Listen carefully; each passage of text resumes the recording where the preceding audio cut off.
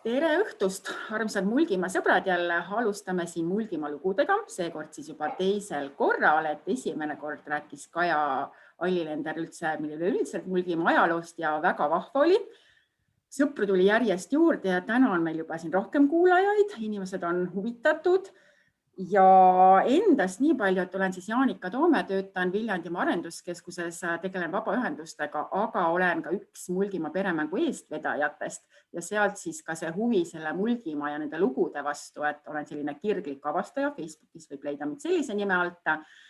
Ja et siis sellised põnevad tegevused ja lugude kogumine ja lugude omavahelise seoste leidmine, et see on see teema ka, et miks me neid lugusid hakkasime koguma, et minu arust iga inimene peaks ikkagi teadma neid lugusid, kus ta elab, et kui tuleb mõni külaline, tuleb, siis ta oskab rääkida ja on uhke selle koha üle, kus ta elab. Et sellepärast ka, et tuleb kuulama see, kes tuleb, saab alati järgi kuulata, me lindistame, vaatame, kuhu me nüüd üles paneme. Hetkel me veel täpselt ei tea, aga et siis täna on meil Andres Rõigas rääkimas häärberitest ja vaatame, mis põnevaid lugusid siis Andres meiega jagab. Nii et Andres, ole lahke, hakka meile häärberitest rääkima, et kõik ootame. No nii, tervist, kellele pole veel saanud tervist ütelda. Ma loodan, et mind on hästi kuulda. Tõenäoliselt nüüd järgnevas jutus on päris mitmele inimesele, keda ma just äsja ekraanil nägin, on mitmed slaidid tuttavad, seda juttu olete tõenäoliselt võib-olla mõned korduvaltki kuulnud, aga ma hakkan vaikselt pihta ja räägin siis eestlase eluase ja häärberid Mulgimaal. Ega ma nüüd tervest Eestist ei räägi, aga häärberid on ju see teema, mis on natuke nagu laiali läinud üle Eesti ja eks ta siis natuke eestlase eluase ikkagi igati pidi on. Ma olen oma tiitliks ja pannud küll vanamaja huviline, aga mõtlen esimeses slaidina, et kes ma olen, et ma olengi vanamaja huviline ja Mulgimaa huviline ja üldse eesti keelte ja kultuurid huviline. Haridselt olen geograaf, töötan Viljandis Kultuuriakadeemias Eesti Maaülikoolis ja siis natuke proovin ka olla ettevõtja. See erilist leiba lauale ei too, aga on niisama huvitav. See strateegiad, arengukavad ja teemaplaneeringud ehk see teemaplaneeringu sõna tuleb täna mitmel korral ette ja siis me proovime siin ühe sõpruskonnaga mitmendat aastat käivitada väikest käsitöölevabrikut, aga see teatud põhjustel kogu aeg venib. Ja elan Päigiste külas, Kase talus, te olete praegu minu elutoas, mis on valmis saanud sellisel kujul, kus ma saan sees toimetada umbes aasta aega tagasi, aga maja ise on 120 aastat vana ja ka häärber. Nii, lähme edasi. Et ma räägin natuke siis sellest kujunemisloost, kuidas Rehetoast sai häärber, siis ma räägin mõne sõnaga sellest, et mis siis linnamaja ja maamaja nagu valdkonda puutub.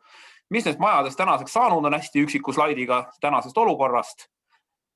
Tegelikult tänasest olukorrast räägin üksikute slaididega, siis ma räägin kahest siuksest projektist. Üks on teemaplaneering ja teine on see vana jutt, kuidas nende vanade majadega on allistes toimetatud.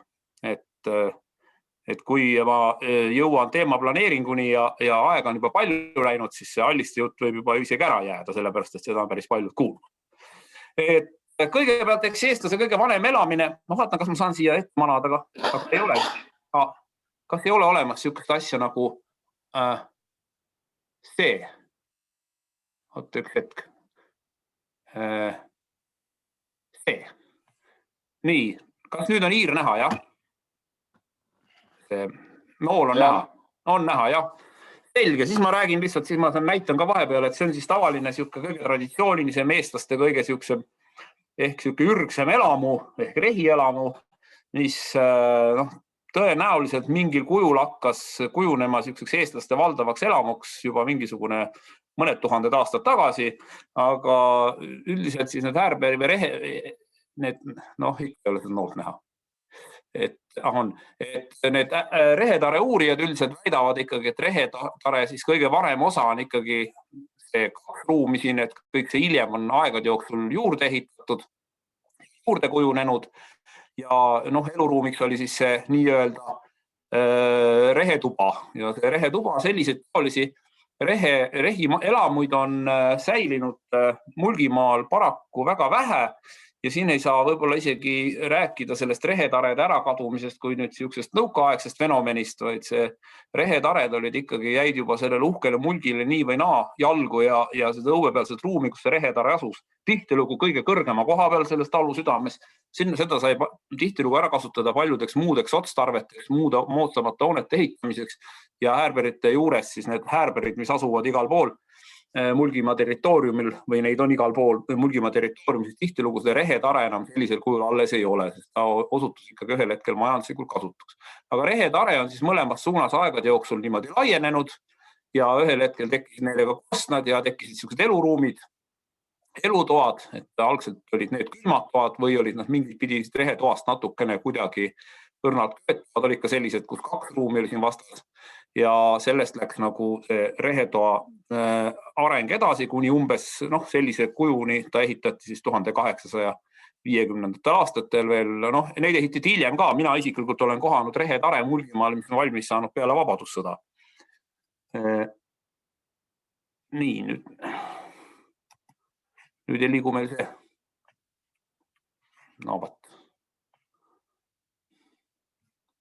Miks ta nüüd edasi minna ei taha? Slaid edasi. Slaid edasi minna, jah. Nii, nüüd läks. Leidsin täna ühe huvitava sellise rehetoa joonise ühest ingliskeelsest artiklist, mis räägib eestlase majade konkursist. Ma annan selle viite ka teile kohe. Ja siis siin on siuke lihtsam rehetare, mis on nagu siukse, võib-olla siis see osa rehetarest, mis oli võib-olla mingisuguse 1800–1750 aastani sellisel kujul see rehetare umbes oligi olemas. Ta ei olnudki nagu palju suurem.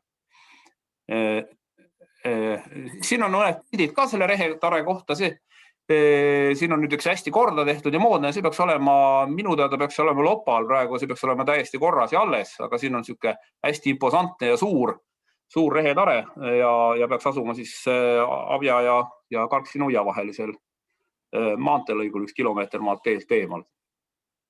Ja 19. sajandi esimeses pooles siis jõuti siis peamiselt mõisnike poolt siis selliste ettepanekuteni, et rehetaresid tuleks moderniseerida ja selleks tehti mitmeid arhitektuurikonkursse ja ma juhin tähelepanu sellele nimele siin L-Hereux, ta on Prantsusmaa daam, kes on tõenäoliselt Eesti arhitektuuriga sama kursis, traditsioonis arhitektuuriga sama kursis kui mitmed meie arhitektuuri ajaloolased. Ja ma annan selle kohta ka viite, sest tema tõenäoliselt, järgmisel lehel, et tema on tõenäoliselt teinud ka Eestis siis ainukese siukse ülevaate Eestis läbi viidud arhitektuurikonkurssidest, mis on alates 1820. aastatel. Kuidas? Küsimus ka. Miks sa arvad, et need mõisnikud tahtsid, et neid rehetares hakatakse moderniseerima? Miks nad võiksid tahta seda? Valgustusaeg oli ja see revis üldse kõige edumeelsemad olid need praeguse Lääne-Virumaa sisse jäävad need mõisnikud, need Vihula ja mis need on need mõisad, need olid nagu kõige rohkem siuksed, kes ütlesid, et talurahvas peab elama ka natuke puhtamalt ja korralikumalt, aga ega ta kaugele see protsessi jõudnud, sest talurahvas oli üsna umbusklik selles osas. Ega need ei tehtudki. Ja siis hakati ka õrnalt neid rehetaresid siuksteks häärberisarnasteks natuke kohandama ja nii see protsess nagu õrnalt läbi läks, aga ega ta eriti edumeelne ei olnud.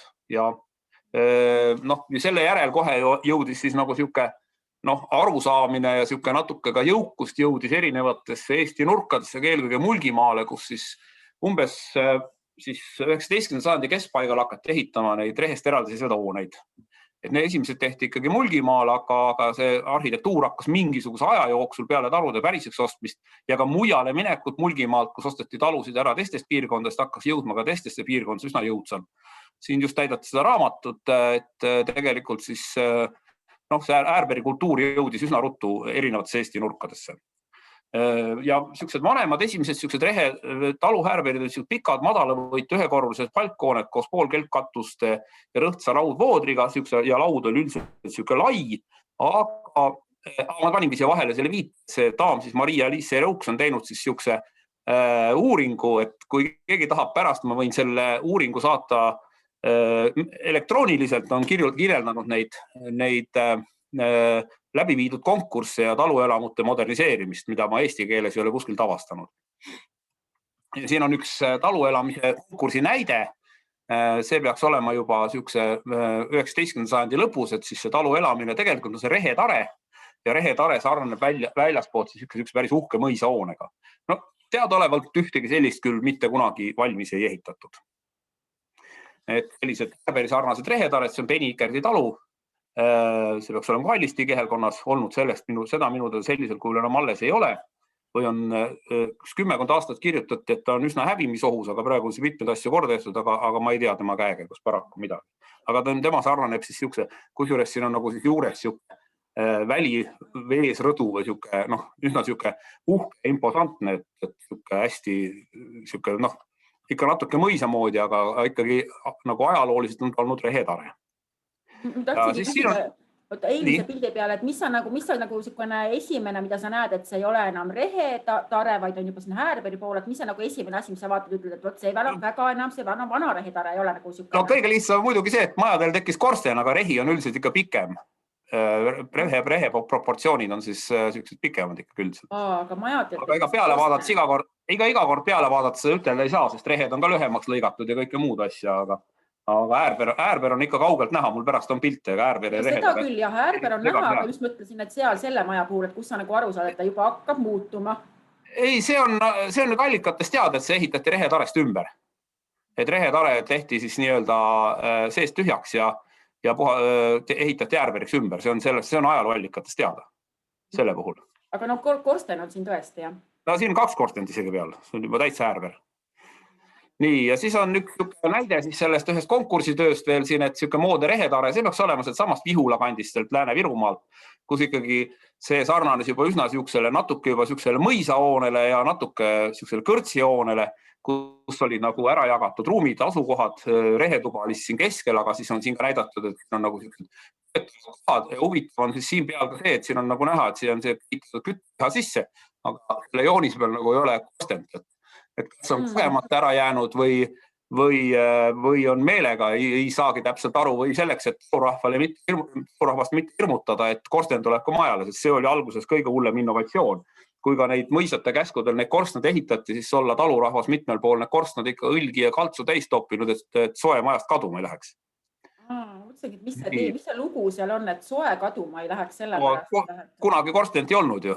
Rehetoal ei ole. Aga ma küsin, kus see rehetoa suits läheb siis? No lae alla.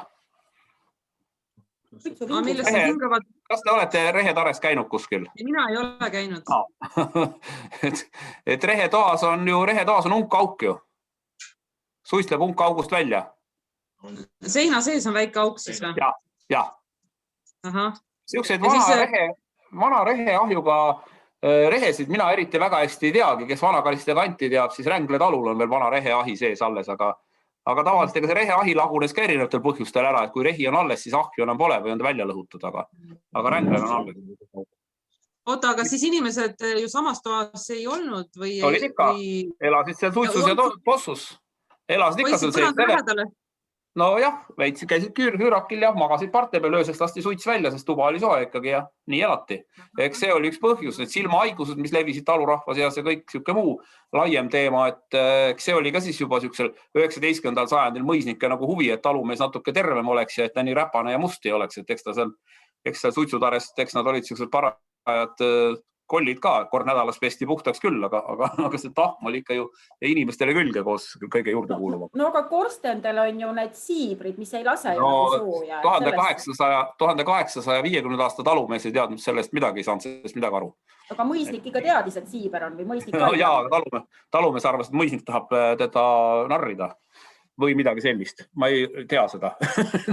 aga seda ei usaldatud. Korstent ei usaldatud, kuigi mõnes mõises ehitati, oli isegi põhimõtteliselt kohustus, et talumees ehitagu majale korstad peale ja see samas Lääne-Virumaal oli see komme, praegusel Lääne-Virumaal ja see kohustus mõnes mõises, aga talumehed ehitasid, aga ega see korsten oli siuke, see toppiti täis. Põnev lugu, no nii, lähme edasi. Ma mõtlesin, et see on siuke tavaline lugu. No tüüpiline mulk on see, et kõik ju teavad, et no kuidas te siis ei tea, kõik ju teavad, nii et vabalt võib küsida. Mingisugusel umbes 19. sajandi keskpaigas hakkasid siis siuksed esimesed Äärberid või siuksed lahku ehitatud majad siis kerkima ja ehitama ja Eiki Pärdi on siis 2008. aastal siis väitnud siis seda, et äärberid olid 3 rühmas, et kui rehetare oli üsna ühtemoodi, et terve maastik oli üsna ühtemoodi rehetaredega kaetud, siis alates 19. sajandi keskpaigast hakkasid tekkima uued elamutüübid. Ja siis esimene oli vanapärased baroksed äärberid. Neid on siis säilinud küll üsna vähe ja neid ümber ehitamata kujul on alles väga vähe, kuigi ma mõnda tean, et on ka siit Abjast Sarja poole minnes on üks täiesti alles, täiesti eraldi lahti ehitatud äärber. Siis on sellised historistikus laadis majad, mis nagu ehitati 19-20 sajandi vahetusel, nii veidi hiljem. No see on see enne iseseisvumisperioodi äärperi tüüp, mida on ikkagi siin ja seal ikkagi veel päris hoolega näha. Ja 3. rühm on siis, et ega see äärperi ehitamise kunst ei kadunud ka peale vabadussõda, kuigi olud olid kitsamad, öeldakse ikkagi. Tekkis ju omariiklus, muutusid turun, täpselt sama olukord nagu meil peale 91. aastat, siis ikkagi jätkati põhimõtteliselt samadele definitsioonidele, samadele põhimõtetele toetuvat äärperi ehitust. Nad olid küll tihtilugu natukene väiksemad. Aga see maja põhijoon ja see tubade jaotus ja see kõik oli üsna sarnane, et olla käinud, olen ka kuulnud, et olla ka käidud nagu küla pealt vaatamas, ka seda äärberit, kus mina elan, käidud vaatamas, et kuidas need toad jaotusid, et me teeme samasuguse, aga võtame mõlemalt poolt paar meetrit lühemaks, et sellised samasuguse jaotusega maju on terve küla täis. Et nad olid kõik üsna, ruumijaotused olid üsna sarnased, aga ma näitan teile kohe plaane ka. Ma küsin, et kas sul nende 3 asja, mis on siin välja on tulnud, erinevad nagu rühmad, mingid pildid on ka või? Ja ma kohe näitan. Ja siis sellega koos hakkas tulema ka sellised mõisnike või mõisate ja lindlike elementide ilmumine, et kui juba ikkagi selline 19. sajandi teine pool käes oli ja kui hakati neid äärbereid siin hoolega ehitama, siis tegelikult mulgi talumeestel oli tihtilugu ikkagi see deviis umbes enam-vähem, et peab olema ikkagi uhkem, suurem ja parem kui mõis ise.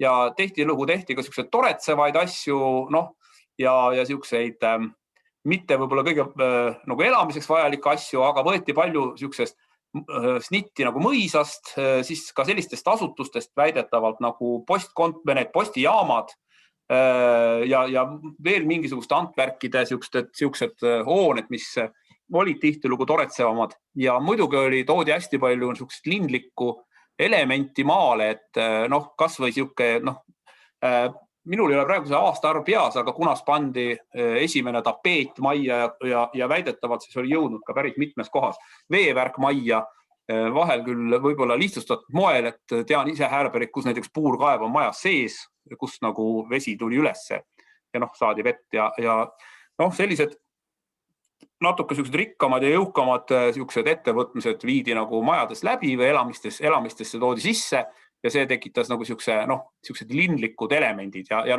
selle kõige juures oli see, et kui tol ajal linnas oli ikkagi elati suhteliselt suures sellises ruumilises kitsikuses, siis maal oli veel peale sellega nagu ruumi. Et see oli võimas ja imposantne aeg ja see kestis siis umbes 40. aastani. Tegelikult Eesti ajal olid äärberid nagu väiksed, nagu ma ütlesin. Küsimus ka vahepeale, et kunas need korstnad nüüd siis nagu normaalseteks muutusid, et kunas need talupojad hakkasid nagu usaldama korstnaid näiteks? Ma arvan, et see tuli koos esimeste äärberitega, et rehetared olid ikkagi 1850. aastal veel üsna ilma korstnateta.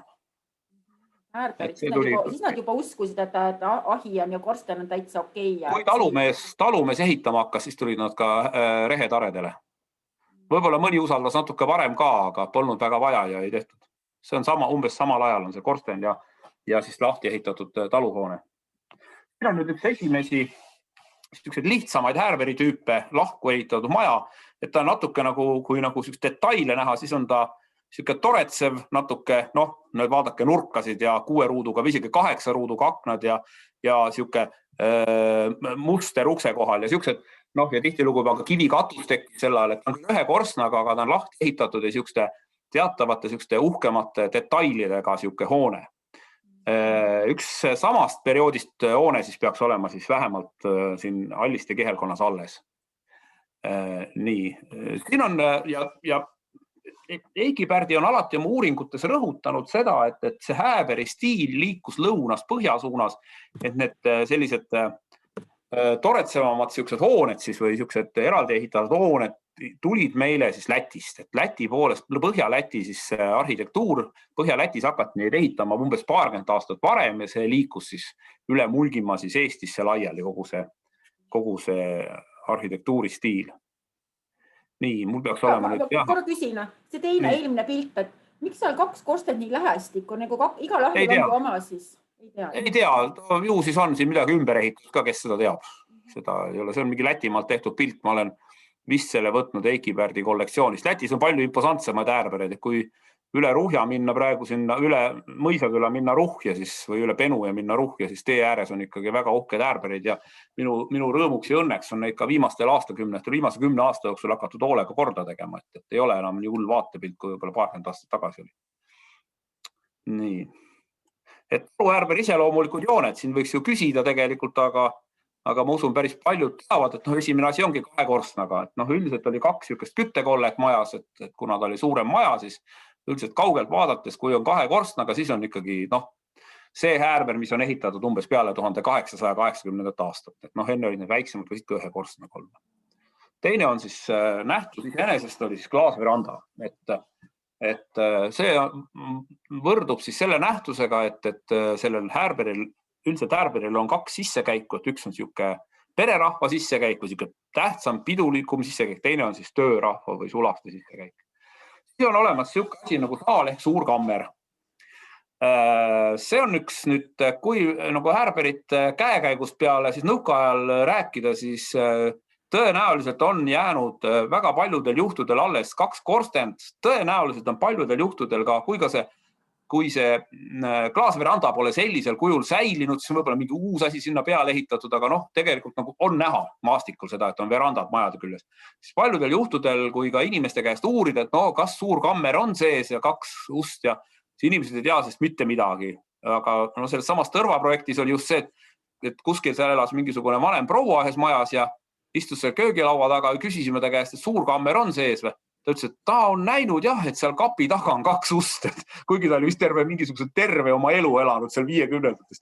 Et mingi kapp on kogu sama koha peal olnud, et tihtilugu need suurkambri uksed või need 2-poolsed uksed nagu mõisa uksed või siuksed palee uksed, et need on kas kinni ehitatud erinevatel põhjustel, 50-ndatel pandi ju palju kolhoosirahvast elama või ka mingil muul põhjusel ära kadunud, aga need on nagu siuksed otsene siuke eristav element selle juures, et siuke 2 poolega uksed on olemas. Ja siis on, üldiselt on siis vähemalt 2 sissekäiku. See vähemalt on siuke piiripealne sõna, et oli ka äärberid, kus oli sissekäike rohkem. Küsimuse, kas need sissekäisid olid nagu ühel pool maja või oli üks isegi maja taga, teine ees või kuidas? Ei olnud. Üldiselt veranda oli ikkagi niimoodi sissesõidutee pool või niimoodi, et külaline näeks seda maja toretsevat välimust. Veranda oli tihtilugu siuke mõnikord isegi värviliste klaasidega aknad ja igast siuksed elemendid. Veranda oli siukse maja toretsuse näitaja. Veranda oli pigem maja külje peal, mis oli nagu niimoodi, kui saabusid külalised, siis verandat nägid nad kõige pealt. Et see teine sissekäik, see argine sissekäik või see, ütleme niimoodi, töörahva sissekäik, see oli tõenäoliselt kuskil maja otsas ja see oli tavaline tuulekoda tõenäoliselt. Üldiselt mitte tõenäoliselt, vaid oligi siuke tuulekoda, kus oli katus pea kohal parimal juhul. Siin on ka mõned joonised, et siin on nüüd üks mingisugune, ma ei mäleta, mis talus see on mul endal siin, kuskil oli siin kirjas, aga ma ei tea, kas mul on see joon, et siin ees ma ei saa sinna taga praegu pääse vaatama, aga see on üks äärber, siis veranda on nagu siis see koht siin. Üldiselt siin on nüüd sissekäigud teistpoolt on nagu esikud 2 tükki, et sai otse siis nagu söögituppa ja sai otse nagu siis kööki, et vahel on siis olnud niimoodi, et umbes see joonis, võtke joonis aluseks, umbes äärberi aluseks, üks sissekäik on umbes olnud siin kuskil ja siis köök on siin vastas olnud, aga siin on nagu jagatud maja 2 poole, et siin läheb siis nagu rahva siis või siis, ma ei teagi, kelle magamistubadesse ta läheb siin, tõenäoliselt pererahva ja siis on siin nagu siuksed saal on siin, aga siin on nagu see huvitav, et siin selle plaani peal pole nagu 2 poole kuksi, et selles plaanis pole seda näha. Et tavaliselt on niimoodi, verandast tullakse sisse, siis asub see tavaliste tuba, kuhu viivad 2 poole kuksed asuvad, siis üldiselt nii, mis ta läks sellest, asuvad siis üldiselt niimoodi vasakut sisse tulles. Üldjuhul on siis see ruum siin, kui te seda noolt nüüd näete, on niisugune külaliste tuba, kus on 2 poolega uksed. Ka siin minu selja taga see uks, mis siin te näete, äkki sealt teist pool on mul 2 poolega uksed alles. Ja ka veranda oli siis 2 poolega uksega. Et verandast sisse tulevad ka 2 poolega uksed, üldiselt tulevad, et need on siis nagu saali sisse tulek ja siit, see on niisugune vahekoridor paljudel äärberitel. Miks see 2 poolega uks nagu hea, et rohkem hõub sisse või oli mõis? Ei ole, mõis. Ma rääkisin 10 minutit tagasi, et pidi olema uhkem kui mõis. Uhkem kui mõis. Ülbem, uhkem, rikkam, parem. See oli üks jõukuse näitaja, oli see, et mul on 2 poolega. Et mul on siuke, see veranda on ka täiesti kasutu tavaliselt, sest öeldi, et Mulgi peremees ehitas omale veranda valmis, et seal puhata, aga tal ei olnud kunagi seal aega puhata. See on täpselt samamoodi. See oli ikka uhkuse värk. Nii. Et siis on, näete, siin on nüüd siuke, ma pean tunnistama, et mul lihtsalt on peast läinud, mis häärber, see on kindlasti nõukogudeaegne pilt, siin on see endine hiilgus on kõik säilinud, aga tõenäoliselt tolle hetkel see pererahvas, kes seal sees toimetab, see ei ole peadast kõige rohkem lugu, tõenäoliselt vana peremees on ammu kas Siberis või tagasi tulnud ja ei ole seda maja tagasi saanud, aga või mingi muul põhjusel majast lahkunud, aga siin on näha nüüd veranda koos kõik ilustustega, siin on näha ka selline 6 ruuduga aknad ja ta on siuke uhke ja siuke. Ja siis see on nüüd siis see peamiselt sissekäik, kus ei ole enam tuulekoda või ei ole see tuulekoda olnud, aga tavaliselt asetus oli otsa peal oli siis koda ja siis siin, nagu te näete, on siis siuke veranda, väga siuke uhke veranda. Iseenesest pole ühelgi siuksel talutarel siukest verandat ja otseselt vaja, kui praktilisest küljest lähtuda, aga see kõik oli ikka toreduse ja siukse uhkuse pärast. Ja siis, mis muidugi oli siis nagu juba selliseks 50. aastateks paljudes kohtades, on ka täna näha siis, kui maja ümbrust vaadata, siis paljud need rohtaed, mis oli mõeldud tõenäoliselt sättimiseks, pügamiseks ja korrastamiseks, see on nagu käest ära vähe läinud. Aga nüüd Tõrva vallas sai mitmel pool käidud talude juures, kus siis ka oli kohata siukest vanad, veel siuke liigirikkad pargid või aiad olid veel näha. Mul peaks järgmise pildi peal. See ongi... Võtaks seda eelvist, kas sa tahaksid natuke rääkida, mis seal häärmes, kus WC oli näiteks?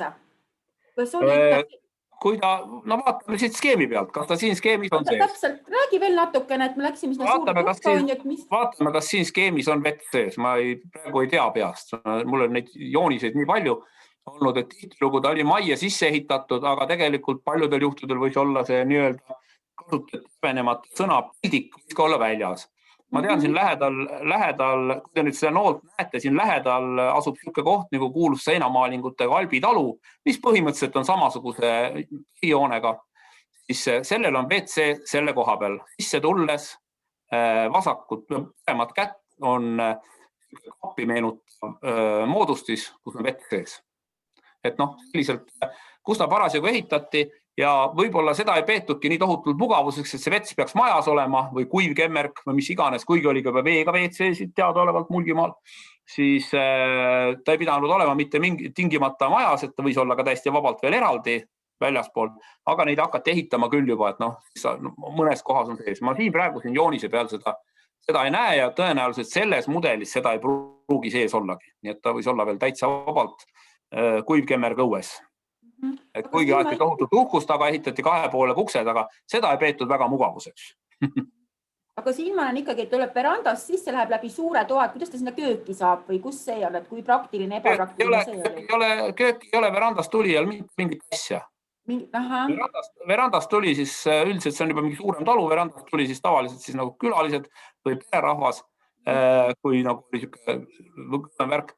Köök oli siis vaikselt kas teine rahva asi või siis nagu vaikselt perenaisi asi, kui ta siia teinekord läks, aga see osa oli siis lugu isegi eraldatud.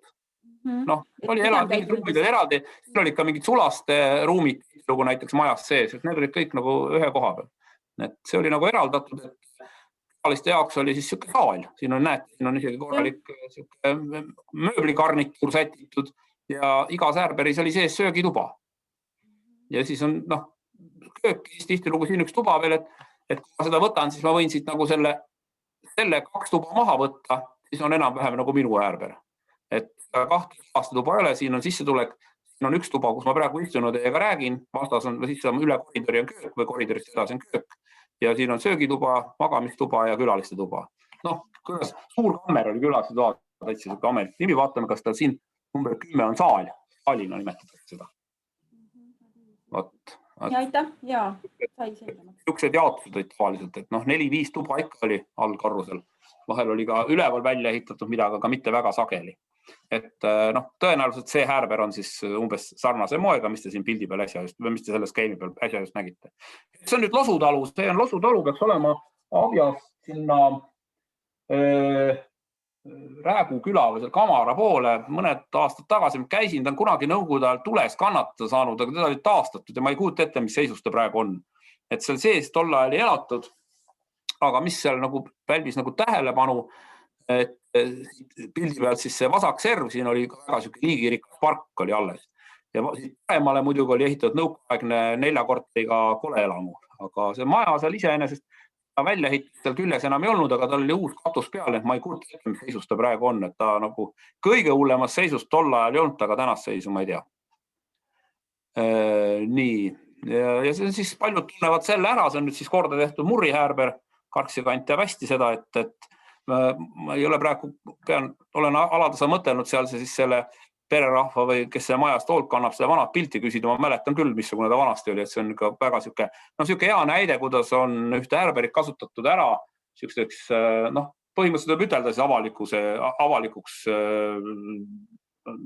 avalikus huvides või avalikuks hooneks, et on siuke külamaja ehitatud ja ausalt öeldes ikka väga mõistlik ja korralik häärber on korda tehtud, et seda pilti, 20 aasta tagust pilti ma mäletan hästi, see oli suhteliselt nukker, praegu pigem nagu rõõmustab hinge ja meelt. Ja see praegu vajab tal katusremonti. Kuskil on Arvo hääl või? Arvo vahepeal kirjutas ka ühe sõnumi meile, et sa võid Arvo rääkida ka vahepeal. Et praegu vajab katusremonti, aga põhimõtteliselt see hoone on säilinud ja taastatud, et oleks see läinud samamoodi edasi, kui 20 aastat tagasi oli. Tõenäoliselt see poleks enam. Et see on nagu siis väga kõva sõna, vähemalt on näha, et midagi on korda. Mulle ei tule nüüd, ma õppisin selle nime ilusti pähe, aga nüüd tuleb meelde, see asub siukse põneva koha lähedal nagu Päidre, see hoone, see kuulus esimesele Eesti riigikohtunikule ja kunagi selle natuke aega oli ka Viljandi maavanem. Ja see on nüüd tõenäoliselt on see ehitatud juba mingisuguse projekti või ehitusprojekti järgi, mitte tüüpprojekti järgi, aga kogu ehitusstiilis tundub, et pigem 20. aastad. Et jälle pean tunnistama, et antud käesolevat olukorda ei tea, kui ma vallas töötasin, siis selles majas juhtus üks tulekahju, seal põles isegi inimene sisse hullul kombel. Aga kuna rahvas elas allkorrusel ka, siis natuke vald toetas ja pererahval olid oma järeltulijad ka nagu toetasid, siis tehti see maja ikkagi selles mõttes elamiskõlblikuks tagasi. Et aga midagi hullu taga juhtunud, et jäi alles, aga nüüd pole tükk aega sealt mööda sõitnud enam. See peaks olema üks taluhäärber, see on ta seal näite siia vahele, et ka mitte ainult puust ei ehitatud, vaid oli ka kivihooneid, see peaks olema Penuja lähedal, kivihooneid ja esimese hooga, kui mõtelda kivihooneid, siis need puuhooned tunduvad paljude piltidele suuremad, imposantsemad, et kivihooned iga kord ei pruukinudki kohe nii suured imposantsed tunduda, aga kivihoone iseenesest oli juba siuke natukene siukse võib-olla uhkemate mõisate siuke jäljendamise teema. Teisalt on see küljes, kuidas? Et kust seda kivi, kust need tellise tehased olid? Mis koht täis. Kivilööve oli koht täis, savi oli kättesaadav. Neid tehti küll igal pool. Et ma ei tea, ma arvan, et neid kivilööve oli ikkagi olenes, kus see savi oli, mina tean enda kodu ümber vähemalt 2 või 3 siukest kivilöövi ja paljudel jäigi siuke nimi kivilöövi, siuke kohanimed. Et neid oli ikka, neid tehti ikka hoolega ja eks neid hakati hoolega tegema, kui see talude häärberite ehitamise aeg oli. Aga mis siin on üks huvitav, et tundub, et samast perioodist on siis vähemalt see sissekäik, mis ei näe üldse siuke eriti imposantne ega uhke välja, et see on pigem siuke kivist kuut, kuigi ta on samal ajal selle hoonega ehitatud, igatepidi on see vuuk ja kõik on sarnane, hästi korralikult on ehitatud. Aga siin võis olla ka muidugi see, et sissekäik või siin sellel talul võis olla ka hoopis teises küljes veel üks siuke korralik veranda ka. Sageli oli kivimajade küljes oli puust, et ta ei olnud ehitatud kivist. Nii, lähme edasi. Siin on veel üks jupp. sihuke taluhäärber, see peaks olema Tarvastu vallast. Siin on veel näha seda, et kivist maja, millel on ka peal plekkkatus, valtsplekkkatus ja on välja ehitatud sihuke väike vintskapp, et neid vintskappe oli päris paljudel majapidamistel, kuigi pruukinud teisel korrusel mingit elamist olla. Ja tänapäevaks, kus kuigi küll häärberid on siin ja seal säilinud ja korda tehtud, siis ei ole iga kord see vintskapp aastatud.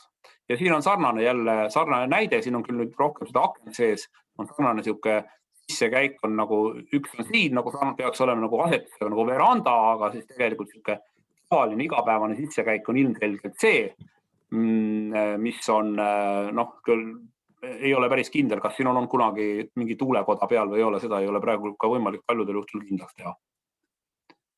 Nii, siis see peaks olema Killetalu sarja poole minnes, see peaks olema võib-olla küll mingil muudetud kujul, aga peaks olema enam-vähem alles.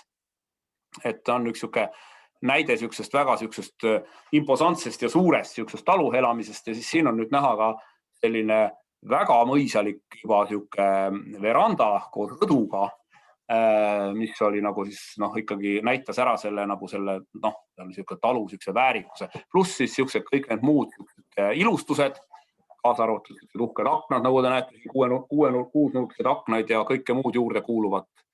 Ja kui ma ei eksi, siis sellel majal oli ka kivikatus. See peaks ka olema alles igatepidi. Ja siis muidugi vasti kõige tuntum, aeg-ajalt ka nüüd viimastel nädalatel jälle tuntum, et tuntum häärber, et see on siis Allistes praegune eakate kodu, kunagine Puka talu, enne seda linakaupmees Mattiiseni maja, vist oli Mattiiseni maja, et selle maja ajalugu on olnud pikk ja värvikirev. Alates sellest, et linakaupmees ta ehitas, siis ostis taluperemees Pukk ta ära. Kusjuures taluperemees Pukk ei kasutanud seda hoonet mitte väga enda jaoks, et tõenäoliselt mõnes ruumis ta siin elas. Aga ta oli üürikorterid siin sees, maja oli üürnikke täis, siis kui tulid need keerulised ajad, kui hooneid käest ära võeti, siis minu teada, kas siis ma mõtlen, ma olen seda lugu kõike kuulnud, et neid vist otseselt Siberisse ei viidudki, lihtsalt peletati välja sealt. Maja võeti MT Oti keskusena kasutusele. Pärast oli Sofoosi kontor, siis hulga aega tühi ja nüüd on siis sellisel kujul ta taastatud. Põhimõtteliselt taastatud algupärasel kujul kaasartud aknad ja aknende muster, aga väidetavalt, ja ma nägin seda protsessi pealt, et väidetavalt on siis seda korsteni tehtud natuke, millegi pärast ei saanudki aru.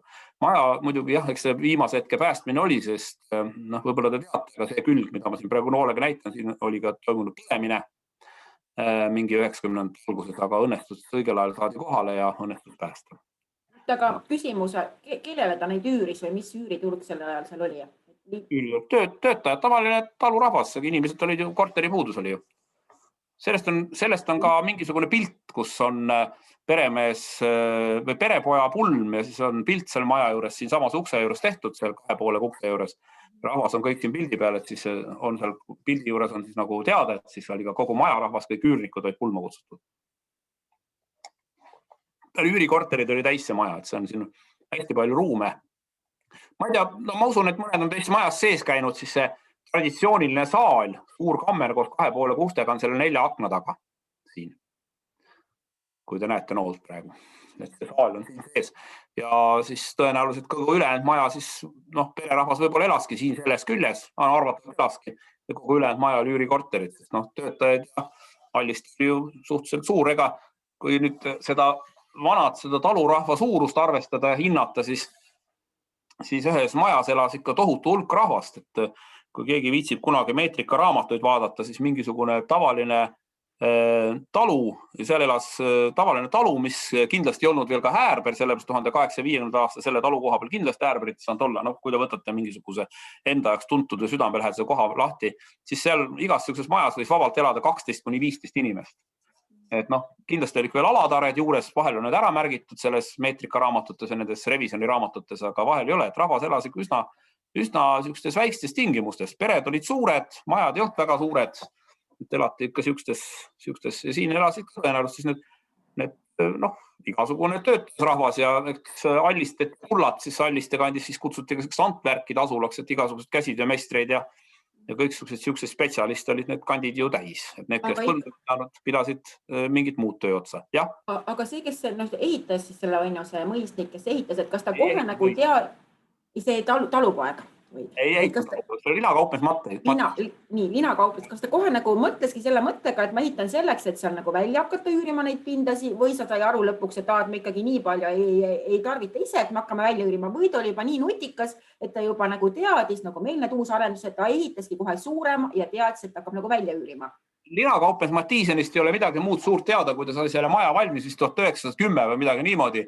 Ja kui see ilmasõda peale tuli, siis linaäri enam ei läinud sugugi hästi, ta müüs selle üsna ruttu maha, üsna uuena. Ja see, kes ära ostis, see juba teadis tõenäoliselt, et ta võtab selle koos selleks, et seal korterid üürida. Aga linakaupmees Mattiisenist ei tea, see lihtsalt teatakse, et tema ehitas selle maja. Rohkem ei teata. See oli kutsuti, selle maja kutsuti kogu Puka taluks. Peremehe nimi oli Pukk. Et seda, mis see linakaupmees mõtles, võib-olla tema tahtis ikka elada mõisniku elu, kes seda teab, aga linaturg ja konjunktuur muutusid sel perioodil väga kiiresti. Lina ei läinud enam üldse nii palju vaja, et ega Eesti, ütleme peale vabadussõda ei olnud lina üldse enam see kaup, mis seda rikkust maale lõi. Viimase rahvaloenduse ajal küsiti, oli see rahvaloendus ja siis küsiti, mitu tuba teie majas on. Kui ma sinna 9 kirjutasin, siis rahvaloendus ees oli, selles keskkonnas oli küsimus, kas te olete kindel, et teil on nii palju tube? Jah. Nii palju siis vajadustest. Nii palju siis vajadustest. Eks ta tavaliselt oli ka see, et kõigepealt ehitati valmis veranda või maja külge ehitati veranda, et seal saab rahulikult puhata ja peremees saab vahepeal päikestõusu vaadata, mitte kunagi juhtunud. Ja teine asi on see, kes vanade majade pööningutel kolanud on ja ka praegu satub mõne oma vanamaja omanikust sõbrale külla, siis pööningul on jäljed sellest, et on plaanitud kunagi seda välja ehitada. Aga mitte kunagi pole seda jõutud, sellepärast, et selleks hetkes, kui see vajalik oli, siis kas lapsed kodust läinud, vana peremees ära surnud või edasi. Ja tänapäeval on täpselt samamoodi olnud nüüd, ütleme niimoodi 70. 80. aastatel, kui maarahvas rikastuseks hakati ehitama päris suuri maju. Olete maal näinud. Siis ise tean lugusid, endal olid sõbrad ja klassivennad, kes rääkisid terve selle 11 aastat koolis, kuidas nad ehitavad, käivad isaga koos kaasas maja ehitamas. Ja siis, kui poiss sõjaväkke läks, siis ära saatis peol, käisime selle majas. Et nii palju siis majade tarvilikkusest ja vajalikkusest. Ma ehitasin ka, 75 aastat hiljem ehitasin teise korruse välja. Nii ta on, jah. Esialgsest majast. Aga seal oli täpselt, toad olid kõik olemas, toa jaotus oli olemas kõik. Nii ta tavaliselt läheb, et neid maju ehitatakse kogu aeg, üks põlvkond lõpetab, teine ehitab, et nüüd kogu aeg ehitatakse ja võib-olla selle unistusega, et kunagi läheb vaja, et lõpuks on ikkagi maja liiga suur. Aga ei tea, Mattiiseni seda motiive ei tea, sellepärast, et sellest on ainult ajalooline teadmine, et linakaupmees ehitas, kui kõva mees ta üldse Alliste kandis oli, mis ta tegi väga palju üle ka rahvapärimust, erinevat igasuste kõrtsmike, mõisnike ja muude kõvade talumeeste kohta räägitakse igast lugusid üles kirjutatud, aga Mattiisenist ei ole suurt midagi räägitud. Ja minu teada, võib-olla keegi parandab, aga see peaks ka olema üks lihtsalt siuke väga uhke imposantne äärber ja minu teada peaks ta olema Karksi kihelkonnas kuskil. See on tänapäevane pilt, see peaks olema siuke üsna, aga lihtsalt see rõdu ja sissekäigud ja uksed ja see on siuke lihtsalt hea näide, et vaat siuke on ka võib äärber olla. Nii, ja siis on nüüd kuulus äärber, siis see Puisitalu äärber, millest on makett tehtud, mis on Uue Kariste kandis ja siis tema on siis esimene siis äärber, mis on siis ehitatud projekti põhjal, arhitektuuribüroo, siin on näete ilusti märge ka arhitektuuribüroo Purman ja Perna oli ise abjamees, Tallinnas, ta oli õpetanud Riia Tehnikaülikoolis, lõpetanud arhitektuuri eriala ja siis töötas Tallinnas kuskil arhitektuuribüroos ja siis oli juba ka siuke äärberite projekteerija. Seda talu tänaseks muidugi enam alles ei ole, aga säilinud on talu projekt ja see talu projekt on siis juba selline, et siin ennem oli Jaanikal küsimus, et kus oli siis vett, selles majas oli sees WC ja vannituba ilusti ja see oli siis, see talu ehitati minu teada aasta oli 1910, olid juba siuksed mugavused, jõudsid siis maale projekti kohaselt. Ja kui me nüüd täpsemalt vaatate, siis siin selles on ka täitsa konkreetselt kirjas, et kabinet ja saal ja söögituba on teispool, veranda on siis siit sisse tulles. Maja otsast sisse tulles siis põhimõtteliselt maja ja töötaja rahva siis sissetulekul siin, kus on veel samamoodi WC või jah, need ilus WC ära märgitud. Siis 2 WC-ga maja, siis kabinet või siis peremehe kirjutustuba, siis neid lugusid olen ma isiklikult kuulnud, et need olid päris paljudes siukstes Härberites olid olemas siuksed peremehe kirjutustoad, kus ikkagi hoiti raamatuid, kus peremees tegi oma arvestust, arvutas, kuidas põldu pidada ja vahel siis oli ka võib-olla mõnda tähtsamat ja auväärsemat külaliste võetud vastu saalis, vaid teda lubati siis peremehe kabinetti ja siis istuti soofal ja räägiti, kuidas asjad tegelikult käivad. Et see on nüüd siis see nagu siuke nagu võimsam Härber, et oli jagatud siukseks teenija rahva pooleks kohe kindlasti, meestetuba, peretuba, siis tüdrukute tuba ka siin, et siin oli nagu elasid siis nagu sulasrahvas ja siin, kus see köök, see peaks olema siis köök, magamistuba, kuskil köök on siin, et see oli nagu siuke majanduspool ja siis see oli nagu siis siuke pererahva, siis siuke pool, mis oli nagu siis juba pererahva ja külaliste jaoks, mida siis nagu peeti tähtsamaks. Sageli oli ka, kes on sattunud, siis on mõnes Härberis on avaldab muljet köögi suurus, et köök, ka siin on tegelikult näha, et on juba 3 auguga ja köögid olid tavaliselt suured ja erinevalt tolleaegsest siis siuksest arhitektuurist oli köögipõrandad olid tihtilugu valatud. Mitte olid, vaid on siiamaani, et laudpõrandad olid kõikidel elutubadel, aga köögipõrand oli valatud põrand. Küsimuse. Kuidas see vesi tol ajal siis nagu mingite torudega maa alt või toodi ikkagi mingi? Nagu ma ütlesin, et ma tean ühte Härberit, mis on minu kõrvaltalu, kus on isegi puurkaev majas sees.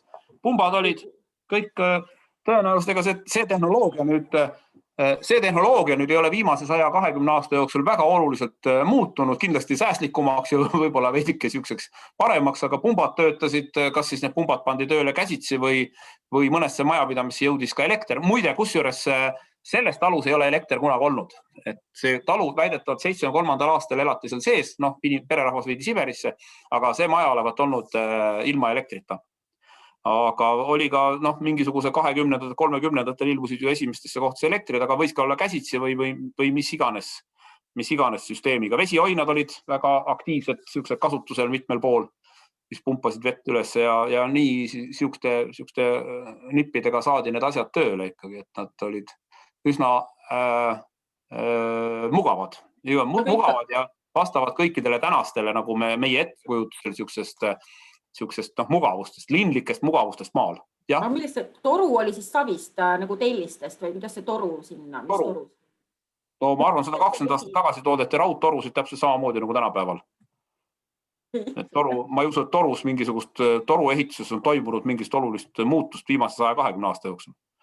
Et kui linnades pandi ju veeti ju tsentraalseid veevärke, mitte plasttorudesse küll, aga raudtorudesse, siis need jõudsid ka maale täpselt samamoodi. Mis? Keegi tahtis öelda midagi? Ei kuulnud. Vist ei tahtnud. Keegi tahtis midagi. Ma tahtsin seda, aga vist ei tahtnud. Et savitorud olid savitoru oli ikka maaparandustoru. Savitoru ei olnud kasutusel eluruumides.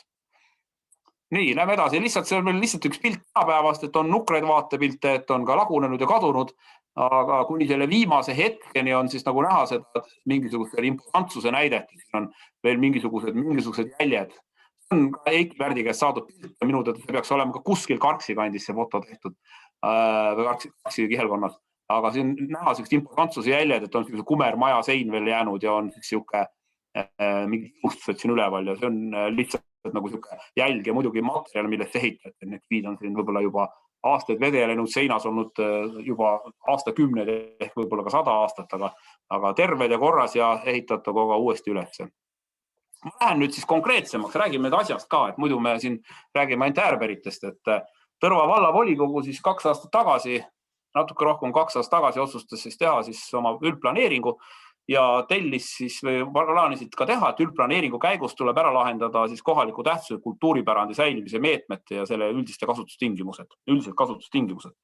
Ja otsustati, et nemad taotlesid selle teema peale ka natuke vahendeid ja et arvestada siis seda, sõnastus oli küll, et kaaluda üldplaneeringu koostamisel 20. sajandi arhitektuuripärandi ja pärandobjektide kaitse alla võtmist kohalikul tasemel, aga sai nagu põhimõtteliselt tehti siis päris põhjalik uuring siis sellest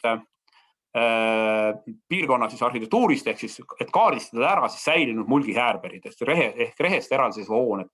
Me sõnastasime seda tükk aega, et kuidas seda asja selliselt teha, et nagu see kajastaks kõiki neid huvisid, mis selles vallas võiks olla või selles võiks olla lihtsalt, et kui ma Tõrva valla nüüd panin ühe slaidiga kihutasin üles, siis Tõrva vald on siis põhimõtteliselt vana endine Helme kihelkond või see kihelkonna piiridega, et eriti oluliselt ei erine ja siis 4 valla liitumisel tekkis ja kõige suurem, kõige idapoolsem ja kõige suurem siuke täiesti traditsiooniline ja korrektne kihelkond, mille baasil on tehtud praegu vald ja mille keskus on Tõrvas.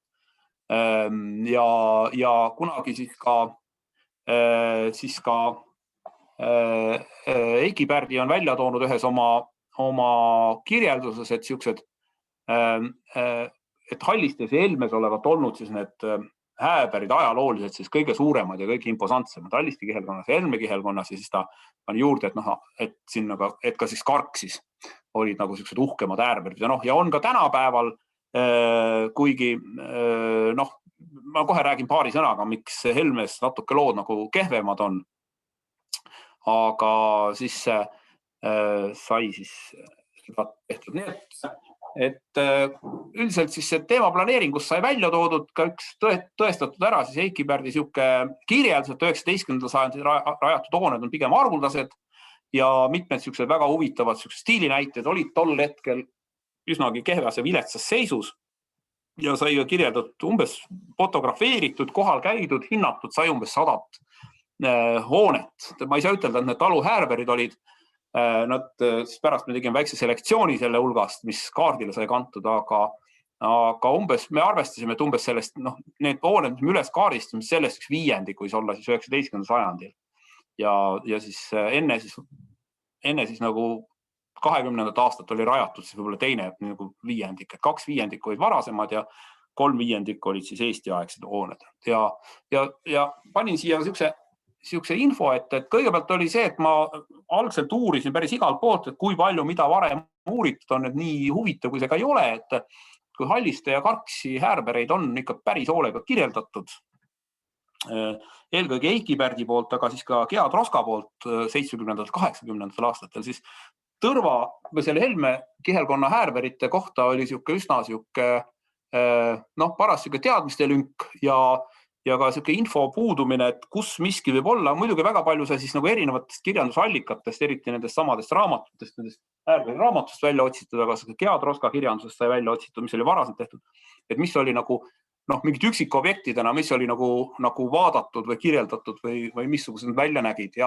ja päris muidugi positiivseid üllatusi oli ka, et mõned asjad, mille kohta näiteks 75. aastal Gea Troska oli kirjetanud, et äärmiselt armetus olukorras, jõudsime sinna maja juurde ja kõik väga ilusti korda tehtud selle viimase 45 aastaga, aga vahepeal on omanikud vahetunud, vahepeal on elu edasi läinud, et nagu toimis nagu. Ja muidugi teine asi siis oli see, mis inimesed, et häärberid ei ole ju kõik ühe joone ja snitiga ehitatud ja tihtilugu takistas siis seda, ega inimesed teadnud täpselt tänapäeva inimesed, et millal sinna sisse elama mindud oli. Kuigi oli ka põliseid perekondi, et kui vana see on, et üldiselt vastus oli, et kunagi 100 aastat tagasi ta vist ehitatud on, 100 aastat tagasi on peale vabadussõda vaatad, nagu näeb vähe nagu siuke vägevam välja, et ikka vist äkki on enne või. Ja siis seal oli ikka siuksed igasugused kodulugusid oli, kui peremees või perene hakkas rääkima, et ja ma mäletan, et ma kuulsin, et minu vana onu olla siit läinud vabadussõtta, et mõtlesin, siis vist oli enne. Vist oli enne ja et igasugused siukseid lugusid tuli, et see info ja puudumine vastuolulisus, see oli tuli sealt välja, aga see väga hulluks takistuseks lõpuks ei saanud, pärast lõpuks sai väga hea pildi sellest kõigest ette. ja ka vabariigi algusaegadel siis nagu tehtud need asundustalud, millest tehti häärberid, nagu ma alguses ütlesin, mis olid natuke väiksemad küll võib-olla sükstest klassikalistest häärberitest, nad olid ikkagi vägagi detailide rohked ja väga süksed imposantsed ja väga uhked. Et ma pärast näitan teile linki ka, et seda saate tegelikult kõik häärberid on pildistatud ja on olemas ilusti nende koduleheküljel üleval sellel Tõrva valla planeeringu leheküljel. Ja siis kandsid edasi kogu seda väärikust koos ehituspärandiga. Aga Tõrva valla üks väga huvitav valdkond oli, millega ma ei osanud isegi arvestada, mul selle pealegi. Me räägime siin Allistes, Karksis, Tarvastus, Paistus, räägime ikkagi, et eks siis 40. aastad küüditamised ja väljaajamised ja kõike. Ja kolhoosikord ja kõik see nagu on siukse katastroofilise mõjuga olnud, siis tegelikkuses on Tõrva vallas ehk Helme kihelkonnas on ikkagi see Emajõe rinne on olnud paljudel inimestel palju rohkem mälus ja peas, et see rinne peatus seal pikalt ja see ikkagi lammutas seal Humuli ja Pikassilla kandis ikka väga palju kohti ära, et sõitsime ka ühe väga pika maa taha mingisugusesse talumajja kuskil, mis asus ikka tõsiselt metsalagendikul ja pererahvas elas, olid sellised aiapidajad, uhke pererahvas, väga tore kõik. Ja siis siin ees olid need kõik, et sõda läks läbi, siis kõik oli kadunud, et nemad olid tegelikult oli see küla seal ümber, ikka suurte äärberite küla, et kõik kadus sõja käigus. Sõda oli just see 44. aasta augustikuu oli siis see, mis siis seal päris palju siis hävitas ja sellest on ka kirjutanud Eiki Pärdi oma häärberite raamatus ja mõned pildid on säilinud, aga väga palju seda dokumenteeritud ei olnud, sest ilmselgetel põhjustel nagu maja nagu ei fotografeeritud, et paljudel juhtudel on pildid säilinud mingi pererahvase maja taustal võib-olla, aga sükest, et nüüd fotografeerime hoonet või keegi ei pidanud seda nagu selliseks eriliseks väärtuseks. Ja siis ma kirjeldasin siis siin kolme nagu siis sükest valdkonda, siis sükest või jagasin nagu kolmeks ära, nagu ma eelnevas baasis ütlesin, aga siis kirjeldasin ka eraldi siis neid hävimisohus äärbereid ja siis ma kirjeldasin ka siis nagu ära need äärberid, mis kuni 1920. aastani ehitatud ja siis asundustalud 1920 kui 1940. Umbes 100 majapidamist käisin läbi, kuhu mind juhatati, head teekaaslased ja endised kolleegid sealt kõik Helme vallast olid, sellest Tõrva vallast, Helme kihelkonnast olid mind saatmas. Kõik ei olnud nagu häärberid ja mingil hetkel võtsin siis selge joone, et käisin ära küll, aga mingisugusest mõisatallist ümber ehitatud taluhoonet ikka väga häärberiks ikka ei pea, ta ei ole nagu algselt selleks, et ta on pigem ümber ehitatud, see on üks näide. Ja siis sai planeeringu kaardile kantud siis 79 häärberit, millel ka kõigi kohta informatsioon ja lugu. Mõnede kohta ei saanud võib-olla teha väga, kuidas sündsab pilti, vaatamata sellele, mitte väärikus on nagu näha lagunenud toonetes, aga oli sükest ka segamini kohti ja mõne maja juurde ei saanud hästi, sellepärast värav oli kinni, koer oli aias, ega ilmaloata ei tahtnud minna ja pererahvas polnud kodus, aga üldiselt sai nagu päris hoolega ja siis ma päen lihtsalt see kolmest sellest grupist, et siis oli siukse Soolikse talu häärber oli siis aasta tagasi. Eks ta oli väga viletsas seisus, aga see pilt võib-olla kõige paremini kanna seda edasi, aga katus oli terve, et sellest nagu kui ikka väga tahaks, siis saaks asja. Ta nagu näeb küll selline välja, aga ta läbi nagu kuskilt ei sadanud, et ta oli lihtsalt nagu ära lõhutud natuke, et kui ikka keegi väga huviline oleks, siis aga tõsiselt siuke uhke häärber, mis on tõenäoliselt ehitatud umbes sajandi vahetusel.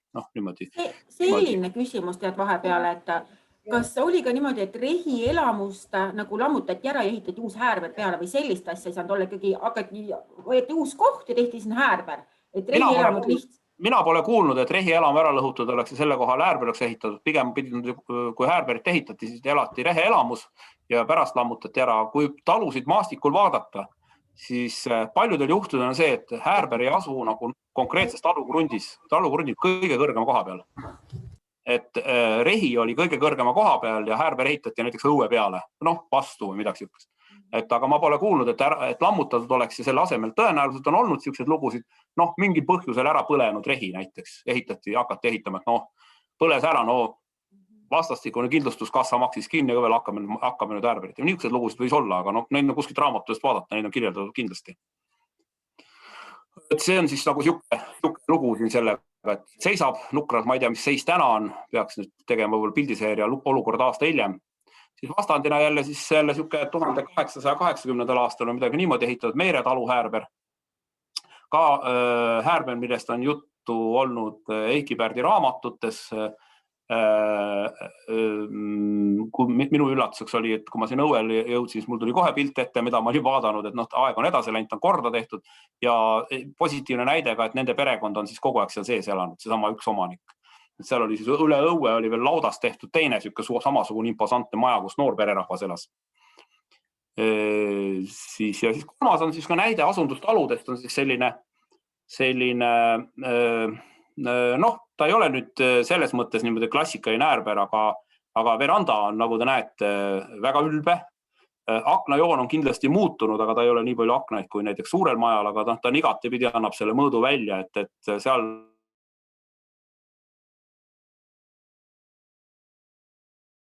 uksed lähevad ilus sisse, et see ruum siin oli nagu sihuke saali moodi ruum, siis, et kõik oli nagu olemas, et kõik meil on ikka häärber, et nemad peavad enda elamist häärberiks.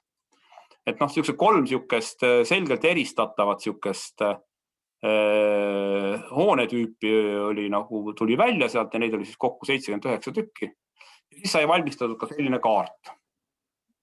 Et see kaart on siis nüüd, kõik majad on peale kantud nende õigete nimedega.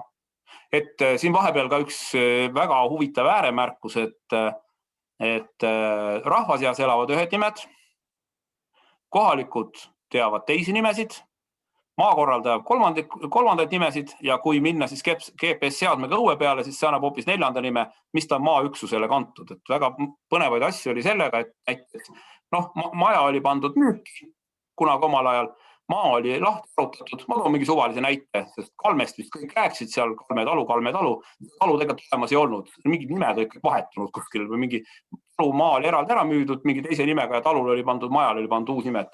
Et väga laias laastus võib ütelda, et umbes pooled talu südamike nimed ehk talu nimed on muutunud viimase paarikümne aasta. Need on tegelikult vanade omanike järgi, sest nõukogude ajal kutsuti tegelikult inimese nime järgi. Ja ei seda ka, jah. Ja, sest näiteks mul, ütleme naabritalus, ma arvan, et Laperdi talu, me teame, et on Laperdi talu, tegelikult talu nimi on Kalevi ja see Laperd, ma arvan, et see Laperd, kes seal elas sees, on üks 40 aastat surnud. See on teiste käes olnud. Aga kõik teavad, et Laperdi talu on.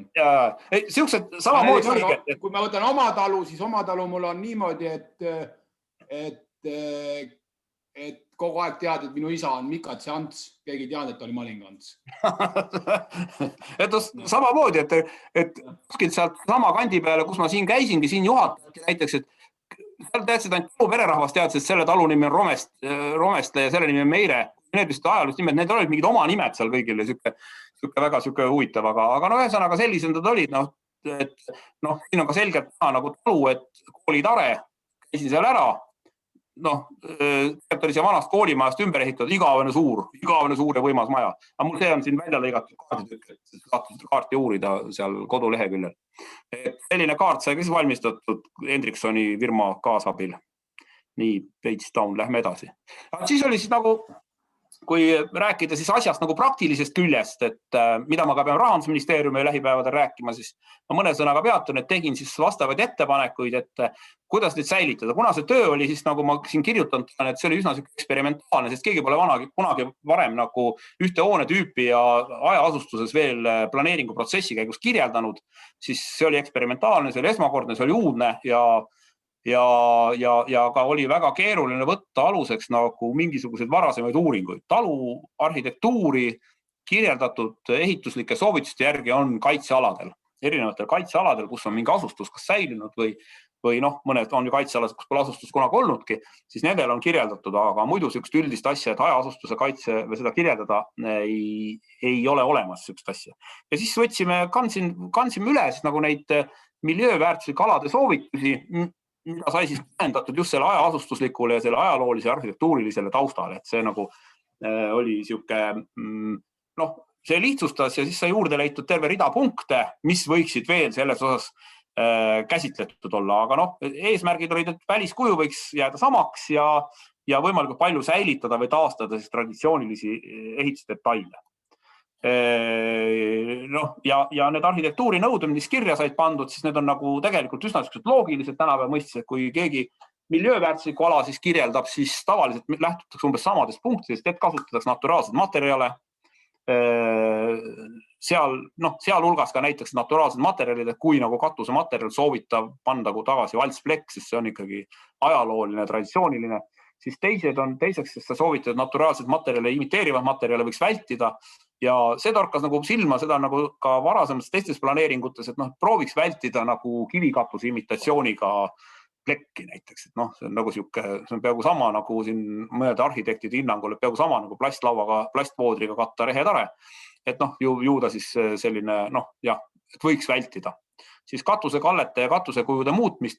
Kui ei ole muidugi seal ka see, et nagu ma rääkisin, vintskappidest ja väljaehitustest oli teemaks, siis olid teemaks, et neid nagu võiks taastada, et rohkem ja julgemalt.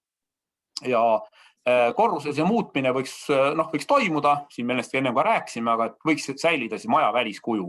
Sellistel vägevamatel vihmaveerennida, kunas neid ju tehti vanasti puust, et kunas need tulid või?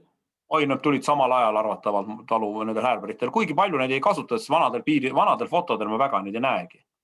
Neid ei ole, aga tõenäoliselt on samal ajal ikka tulnud. Ja siis akende kuju taastamine, säilimine ja asend ja see võiks olla sama, just sellistel häärberitel, et võib-olla kõikidel 30. aastatel ehitatud majadel ei olegi see võib-olla iga kord kõige olulisem. Ja siis muidugi igasugused detailid nagu uste kujundus ja kõik sinna juurde ja isegi voodrilauade laius võiks olla säilitada, et see võib küll tänapäeval keerulisem olla. Aga olgem ausad, et kui on maja korralikult seisud, siis 120-aastasel majal ei ole veel vaja voodrilauda väga vahetada, kui seda on aeg-ajalt ka värvitud. Või ainult alumisi, sest ega voodrilauaga midagi otseselt juhtu, kui ta niiskust ei saa. Et võib-olla mingi osa sest vahetada vaja ja siis ei ole see võib-olla nii kulukas ja originaaldetailid muidugi. Ja muidugi siis üks väga iseloomulik detail, millest ma olen tänast päris palju rääkinud, et siis nagu verandade säilitamine või taastamine, et võtta kurss sellele, et nad viia mingisugusesse siis sellisesse ajaloolisesse nagu olukorda, et paljudel juhtudel pole ju säilinud mingit dokumente, missuguse kujuga ta oli, aga nad on ikkagi põhimõtteliselt on neid snitte või moode 2-3 tükki on olnud ja seda on ka kirjeldatud. Erinevate klaasi selle ruudukujuga muidugi võib-olla, aga üsna lähedaseks saaks muuta küll. Ja siis ettepanek, et kui siis midagi rajada, siis võiks olla uute hoonete rajamine vanadele talukohtadele. Päris mitmel pool sõites ringi seal, nüüd hakkab Alzheimer, Põdrala kandis siis täitsa mitmel pool oli üllatav see, et oligi ehitatud vana talu koha peal uued hooned.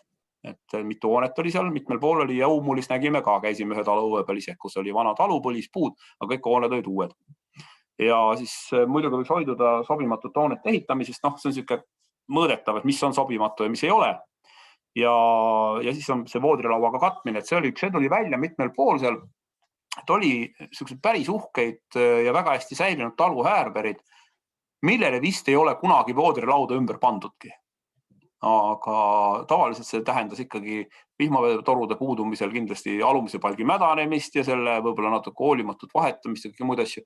Et see oli nagu siis siuke arutelude tulemusena, et see võiks olla siis planeeringu soovitustes sees. Ja siis oli teine teemaplokk, mis siis sai välja kirjutatud, siis mis see siis soodustaks taluhoonete kasutusele võtmist. Ma just unustasin ütlemata, et umbes siis sellest 79 hoonest umbes 10 olid kasutuseta ja mõned olid ka väga hullus seisus, et vajalik oleks mingisugunegi sekkumine või abikäsi ulatada siis kas müümisel või omanikul mingi otsuse jõudmiseni. Et mingisuguste tegin ettepaneku siis mõnede meetmete või sellise käivitamiseks. Et kõigepealt siis info jagamine muidugi, et see abikäsi juba inimesele, kes ei oska seda võib-olla hinnata ja senikaua, kui ta seda oskama hakkab, siis ei pruugi see toorest midagi järgi jääda, siis on hilja, aga mingisugune infopäevad ja infomaterjalid, mida on Eestis mitmel pool tehtud, mis peaks töötama, see oleks nagu kasulik. Teine oleks siis võib-olla ka toetusmeetmete sisseviimine, aga võib-olla ma just seal pakkusin seal vallale välja, siis oli juba kibe karantiini aeg juba käimas aasta tagasi, et ega väga pikalt neid asju ei arutanud, aga siis oli siuke mõte, et mingisugusele detailile võiks nagu pidama jääma ja näiteks üks ettepanek oleks näiteks, et kui oleks mingi siuke meede, et nüüd talurahvas hakkaks tagasi ehitama verandasid, siis võiks olla see näiteks toetatud kuidagi. või siis järgmise etapina siis mingi noorteperede toetus sisseviimine, näiteks nagu Türi vallas või Setomaal on olemas sellised asjad, et nagu mingite hoonete kasutuselevõtu toetamine ja muidugi igasugune promomine ja reklaam, et kas või mingi kogukonna või spetsialisti kaasamine. Need olid sellised nagu ettepanekud ja need said siis nagu planeeringu siis selles teemaplaneeringu siis dokumenti või seletuskirja kirja. Mul on siin need lingid ka, te ei pea neid ümber kirjutama. Et kui te panete otsingusse Tõrva valla planeering, siis seal juures on kogu see, kõik see materjal olemas. See tekst on mingisugune, väga pikk ei ole, siuke tunnike lugemist, 30 lehekülge vist pluss kaart. Et väga pikalt ei kirjutatud, aga seal on nagu siis ka natuke antud ajaloolist tausta ja natuke teoreetilist tausta, kuidas siis 21. sajandi teise kümnende lõpus ja kolmanda alguses võib-olla sellisele kultuurile läheneda. Ja nüüd ma pidin rääkima siis nagu teisest projektist, et räägiks natuke Halliste valla vanast majast. See on teema, millest te olete mitmed inimesed päris palju kuulnud. Panin kohe ülbitsemise pärast siia Eiki Pärdi koostatud raamatut, sellepärast Hallisti kihelkonna äärberitest on kõigest 3 raamatus kõige rohkem juttu. Eiki Pärdi käest seekord luba ei küsinud tema autoriõiguste kasutamiseks, pärast kustutan ära. Et mul on nüüd on siin mingisugune no jah, see on siis vana jutt, et miks siis nagu, mis kohalik omavalitsus huvi on, et etteruttavalt peab ära ütlema, et ise hakkasin asjaga tegelema üle 20 aasta tagasi, aga siis ei olnud üldse kohaliku omavalitsuse poliitika, see oli ikka siuke erahuvi ja erahuviks on ta tegelikult laias laastus jäänud siiamaani. Aga et leida nagu, et omavalitsusel tekkis ka mingi huvi, siin tekkis ka teisi omavalitsusi, kes hakkasid kaasa mõtlema ja siis, et ikkagi uusi omanikke, palju asju seisis, kes vaadanud kinnisvaraportaale on siis täna ei seisa Halliste vallas suurt midagi. Ja on ka teisi päris palju omavalitsusi, kus midagi ei seisa, et on vaja taastada ja säilitada traditsioonist arhitektuuri, uusi vallaelanikke tuleb, säilitada lugusid ja kultuurikihti. Maastik on nüüd viimasel ajal hästi hoolega päevakorda tõusnud, kuna maastik on nüüd see üks väga oluline osa ikkagi kogu sellest igasugusest sellest maalisest mugavusest, mis nagu loob seda kõike, seda kultuurikihti, lugu ja koos arhitektuuriga, et see on nagu siuke täiesti uus siuke maastike osatähtsuse esiletõus ja maastike säilitamise esiletõus, sest igasugune korda tehtud maja on mingisugune osa sellest maastiku säilitamisest ja see on terve siuke eraldi siuke maastikele toetuv siuke filosoofia on juba sellele üles ehitada, kuidas nagu taastada siukest traditsioonilist külamaastikku, siukest pastoraalset ilmet ja kõik sinna juurde kuuluvad. Muidugi igasugune vana maja taastamine on ühelt poolt säästev areng, et kui sealt natukenegi materjali ära kasutatakse, on ta mingi osa säästvast arengust. Ja üldiselt on ka nii, et maaelanik on oma olemuselt ja toibetamiselt ka siis, kui ta kõige rohkem ära linnastunud on tema ökoloogiline jalajälg ikkagi natuke väiksem kui linnainimesed. See on siuke raudne rusika reegel, kuigi meie mugavused, tänapäevased elutingimused ei pruugi üldse olla ei pruugi üldse erineda siukest linlikust elustiilist enam kuigi palju, et ei ole nagu, siin lihtsalt olen ma aeg-ajalt nagu küsinud nii tudengite käest kui ka muidu inimeste käest, et kas keegi võib vastata, kas keegi arvab ära, kui palju inimesi tänapäeval maal üldse on veel sellises olukorras, kui on solk sees ja vesi väljas. Kas keegi oskab mingi numbri tuua? Arvo ära, sina ütle, sina tead. Need oli vist päris palju viimase selle rahvaloenduse põhjal maal. Ma arvan, äkki maainimestest ma ei tea, 10% vähemasti. Viimane rahvaloendus oli 15, tõenäoliselt tänapäeval vähem. Seal oli ära lahterdatud just see hajaasustus oli 141 000 inimest elas hajaasustusest, et umbes niimoodi 15%, aga nüüd on tõenäoliselt veel vähem. Et siuke traditsiooniline uskumine, et maal on solk sees ja vesi väljas ja kõik need muud asjad, et tegelikult seda ei ole. Ja kui me nüüd käisime neid äärbereid läbi, kus sees elati seal Tõrva valla näitel, et sisuliselt ei kohanud ühtegi majapidamist, kus oleks olnud solk sees ja vesi väljas. Ei ole, see nähtus on ikkagi kadumas. Nii, vaatame, mis järgmisel tuleb. Muidugi igasugune süksi annab mainele juurde, see on nagu lihtne. Uued lahendused ehitiste renoveerimisel. Need nii-öelda kasutame jälle sõna linglikud tarkused, mis kokku siduda maainimese tarkusega, need ikkagi toovad ikkagi teatud võimalused, lahendused hoonete renoveerimisel teevad lihtsamaks ja loodetavasti ka püsivamaks. Ja muidugi see ei olegi tänapäeval enam nii oluline, 20 aastat tagasi oli päris tihtilugu ikkagi see oluline, et iga uue maja müügiga said mingid kohalikud tüübid ikka natsaega tööd. et osati mingisugused ehitus- ja remonditöid teha ja oli siuke kohalikud spetsialistid, kes oskas natuke palki veel tahuda ja kes oli ikka kõva käsi vundamendi parandamisel või veevärgi sisse toomisel. Tänapäeval ei ole see jah enam tihtilugu veevärki panevad juba ka firmad ja paljud tööd tehakse ära juba võib-olla niimoodi keskse organiseerimisega, aga mingil hetkel oli ta ikkagi siuke teataval määral ikkagi tööd andev ettevõtmine. Ja miks siis läbi ajaloo huvitatud on, et siin võib vist mitu lakku järjest panna, et Mulgimaal on see maine, taust ja sotsiaalne kogukond oli juba, võib-olla 10 aastat tagasi hakata rääkima sellest juba, et sotsiaalne kogukond, ühed on juba siin, kes see tuli, mis ta teeb siin. Ja siis võib-olla ka mingi huvitav hoone või asukoha olemasolu. Ja muidugi järjest rohkem tõusis ikkagi päevakorda ikka siuke, et kõigepealt taheti niisama maale tulla, siis kõigepealt siis nagu võib-olla hakati vaatama, et mis hoone on, võib-olla väga ei osatud, missugune vaade on või midagi siukest, aga hiljem ikkagi järjest rohkem on arhitektuur, ikkagi ka see Härberi kultuur. Nüüd ei ole enam neid üle nagu, aga ja mingisugune seltskond on alati tulnud juurde tagasi. See on ka väga. Ja igasugused teenused ja võrgustikud toimib, et ehitusmees oli võtta ja ühesõnaga asi toimis ja muidugi ajaasustus on, see on osa siis sellest ikkagi sellest maastikust ja kõigest ja eneseteostus, et sihtgrupid on muidugi täiesti vahetunud. Tänaseks on sihtgrupp täiesti vahetunud. Kui 20 aastat tagasi tuli inimene, kellel oli majanduslik kindlustatus, kellel oli kõik olemas, me ikka lugesime üles kõik, mis inimesel olemas on, et maja linnas, auto naisel, auto armukesel, kõik niimoodi, kõik töökoht siin, töökoht seal, töökoht välismaal, kõik asjad, siis tänapäeval pigem on seltskond vahetunud, et pigem on huviline, kes ka minu õue peale satub, on noorem inimene. Ja teine grupp, mis küll viimase aasta jooksul on kadunud, aga vahepeal oli, või ei ole tuldud enam, et eriti pole asja saanud ausalt öeldes seltskonnast, aga välismaalt tagasi tulejad. Aga need ei olnud, ei tea, mis nad seal teevad, ega neil rahaga eriti ei olnud, et see on nagu siuke. On üks küsimus, sa oled rääkinud praegu sellest, mida omavalitsust huvitab. Minu küsimus on selle, ütleme, tulija seisukoha pealt. Mida omavalitsus pakub, et ta tuleks sinna konkreetsesse piirkonda peale selle, et talle võib-olla meeldib või on suguvõsa juures seal või meeldib, ütleme, see asukoht või midagi taolist? Ega omavalitsusega tavaliselt, see on hea küsimus sellepärast, et seda on vahetevahel küsitud ka, et ise kui on ostetud suvekoduks, et mis ma siit saan. Ja mina olen ütelnud, vanasti tasus sellega kelkida, tänapäeval ei ole väga mõtet, et kui sa siia sisse kirjutad, me lükkame sul talvel tee lahti. See omavalitsusel eriti midagi muud pakkuda ei olnudki. Ja viimased 2 aastat minu kogemuslikult on see tõesti nii, jah? Möödunud aasta lund ei olnud ja paljude see aastaga oli. Aga tavaliselt oli see minu vastus nendele küsimustele ja ma lihtsalt räägin ka, et ega see ei olnud algselt mingi omavalitsuspoliitika. Selleks omavalitsuspoliitikaks siis, kui mingid teised vallad hakkasid ka natuke selle teemaga kokku puutuma.